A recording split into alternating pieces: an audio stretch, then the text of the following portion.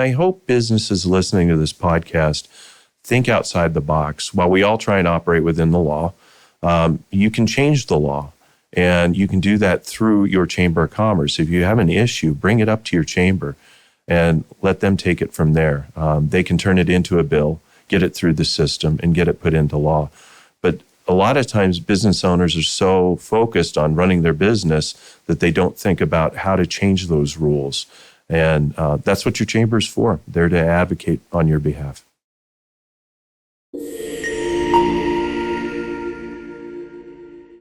Hello and welcome to East Valley Business, the podcast. I am your host, David Key, and we are here today with Eric Emmert, Vice President of Dorn Policy Group. Thanks for being here, Eric. Sure. Thank you for having me. Excited to talk about policy, advocacy, and the chamber today. Always. So before we get started, I'd love for our listeners to learn a little bit more about you. Can you give us some of your highlights of your career? Sure. I grew up in Iowa and got bit by the political bug with the presidential candidates cycling through the state every 4 years. Turned that into a lobbying career, lobbied for a couple chambers of commerce in Iowa, went out to New Hampshire, lobbied for the Manchester Chamber of Commerce out there, found it was colder than Iowa and wanted to move to Arizona. So I started my career here in Arizona at the Tempe Chamber of Commerce and worked there from 2000 to 2005. In 2005, I went out with Tom Dorn, and it's been a great partnership ever since. Happy to hear it. Happy to hear about the roots here at the Tempe Chamber of Commerce. Obviously, I'm a big fan, a little biased. Is there a moment within that career that stands out for you? Is there a proudest moment, a moment of accomplishment knowing that you're in the right field of work? Yeah, when I first got to Tempe, the board of directors at the Tempe Chamber said, get light rail into our community without the city council putting it back out to a vote of the people. They had done that in 1996. The people said, yes, we want to do a transit tax. We want it to go for things like light rail, buses, bike paths, so on and so forth. And what the Tempe Chamber said was, we want light rail in our community. So that was my first directive as the government affairs person at the Tempe Chamber, was to get light rail into Tempe. And if you look along the light rail line at all the construction that's happened, it's really been a positive thing that has come into our community. Public transportation is huge for quality of life, workforce, and now we're extending it into Mesa, right? Yeah, given how Tempe is landlocked, we've had to look at alternative transportation modes, not just cars, because we're a net importer of jobs here in Tempe. And we've had to look at transporting people through fixed rail systems, whether that's light rail, whether that's a streetcar, whether that's biking to work, whether it's walking to work, buses, all of the modes of transportation, the Tempe business community has said we want in our community. And right now they're looking at extending the streetcar from downtown Tempe into Mesa. So yeah, connecting us with our neighbors. Well, I think it's a great goal to have. It also helps alleviate that traffic and that volume during the high volume times, like spring training, right? Yeah, don't underestimate the power of spring baseball. Huh? One need only go over to Four Peaks on an afternoon of spring baseball to understand how many people come into our community, whether it's for a game at the Angels Stadium or whether it's over in Mesa. Spring baseball is a big draw for Tempe. Absolutely, and it's happening all over the valley. So for those who don't know, maybe you could share more about the significance of the East Valley Chamber of Commerce Alliance, and then, how is that paving the way for future growth? Yeah, the East Valley Chambers of Commerce Alliance was started in 1999, and Tempe Chamber was one of the founding members. They got together with other chambers of commerce in the East Valley, and as the name implies, advocated for the region. They wanted to operate on a consensus basis. So if one of the chambers doesn't agree with something, it doesn't go into their legislative agenda. And it's really been a model that's been used elsewhere in the country. But we're the largest chamber organization in the state, larger than the Phoenix Chamber, larger than the Arizona Chamber, larger than the Tucson Chamber, all combined. So it's a pretty substantial organization. Yeah, people hear that word lobbying, right? And that just means, we're advocating for you, right? That's your membership dues at work, is advocating for your business. You're busy running your accounting practice or manufacturing or doing whatever it is you do, selling goods, making pizzas. And down at the State House, those lawmakers are making decisions about your livelihood.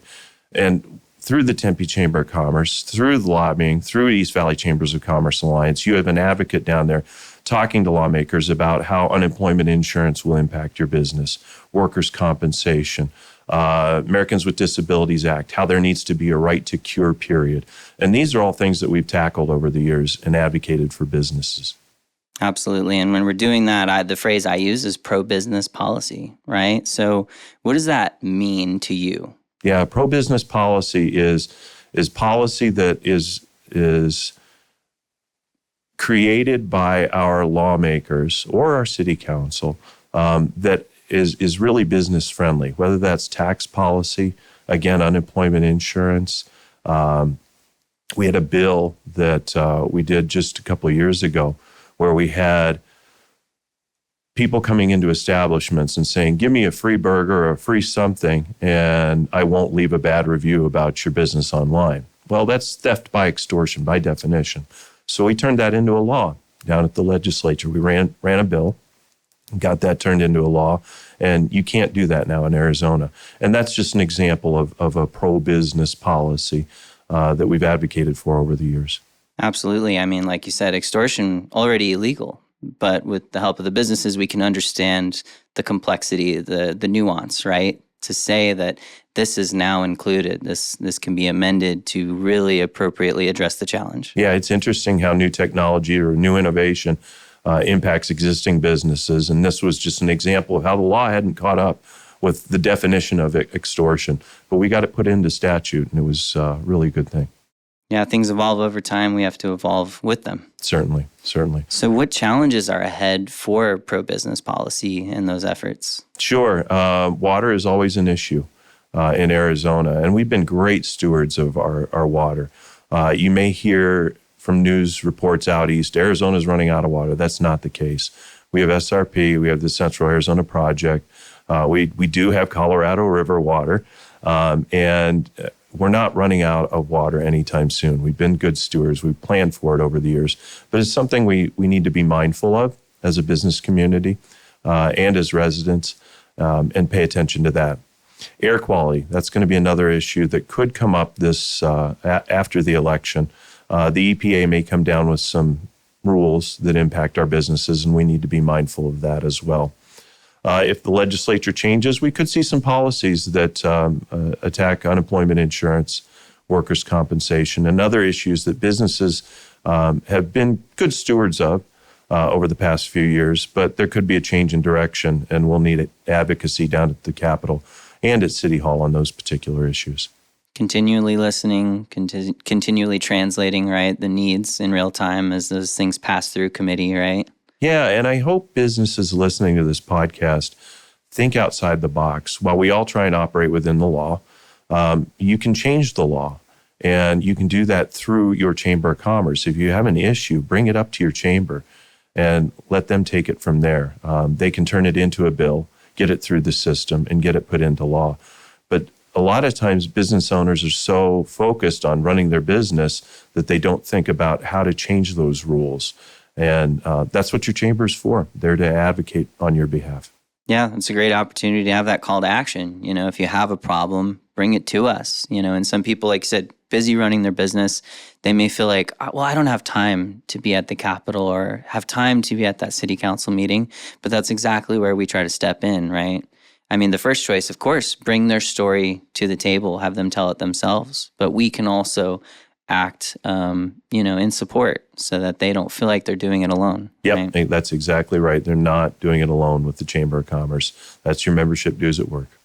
And, mindful of the election coming up in November, presidential election aside, there's going to be a lot of ballot measures up for vote. And we're hosting the Ballot Issues Forum in September with the EVCCA. Can you tell us a little bit more about that and maybe a couple of those ballot measures that are, people should be increasingly aware of? Sure. We've had a couple court cases lately that have tossed off some of the ballot measures, but we'll have 13 statewide ballot measures that all of Arizona will vote on. There are some regional ones. There's one down in Pinal County. There's one here in Maricopa County. That's our regional transportation tax. Proposition 479. That's really important because it extends the half-cent sales tax that we all pay into the system for our freeways, for our buses, for streets in some cases, for dial-a-ride services. But those things need a revenue source, and this would extend that and expand our transportation system. So that's an important one. There are other ones dealing with border security. There are other ballot measures dealing with how signatures are collected for the initiative process. I forget the number, but there's one that would require initiative collection to be done at the legislative level. So rather than just sitting in front of Tempe Library and collecting signatures, signature collectors would have to go to Flagstaff, they'd have to go to San Luis, they'd have to go to Sierra Vista and Tempe to all collect signatures from across the state in each of the 30 legislative districts. And that came out of the East Valley Chambers of Commerce Alliance, saying that the bar to access our ballot should be high, and you should be required to get signatures from across the state. I like that. It increases representation. It's kind of a decentralization of the process, right? More people are represented, more scrutiny, because sometimes these ballot measures feel like a way that lawmakers are kind of stepping foot outside of, the session, right? And seeing what else can we do. Yeah, unfortunately, our initiative process has been used by out-of-state groups. We're oftentimes faced with California groups coming into our state and running a ballot initiative. And the business community has said that bar needs to be high and to access our ballot. And this is just one of the ways that we're trying to tackle that issue. Absolutely. And that scrutiny is important in that education piece, right? For people to be aware. So that ballot issues forum, great opportunity for people to come here. What is this? How could this affect me? Right? Yeah, the Ballot Issues Forum is coming up in September. It'll be down at the Chandler Center for the Arts. Registration is done through the Tempe Chamber of Commerce, and we'll be tackling each of the ballot initiatives so that you can hear from both sides, really, what the ballot initiatives are all about, and help you decide as you go into the voting booth what to do. Absolutely. And beyond that Ballot Issues Forum, beyond joining, the local Chamber of Commerce, how can business owners get involved in policy? What are a few initial steps they could take today after listening? Great question. The best thing you can do is get to know your legislators, get to know your city council members, develop a relationship so that they see you as the person running the accounting practice, the person who's running the restaurant, the person who is making widgets, and you become a resource for them as a constituent. So developing those relationships is probably the best thing you can do. Absolutely. Well, we appreciate the relationship that we have with you all. That way, when something comes up, we can address it.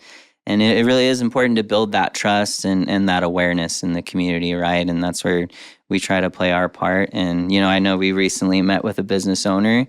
We heard the concern. We're addressing it. We're increasing communication, bringing people to the table, right? It's really problem solving at the end of the day. Yep, that's what the Chamber does, and it's advocacy arm, and it really speaks for the business community.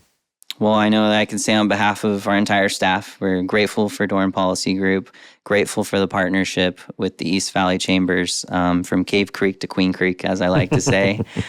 So thank you for being here today. And where can people get in touch with you all and learn more about Dorn Policy Group? Yeah, through the Tempe Chamber of Commerce is how we work. So if you have issues, if you have questions, contact your local chamber.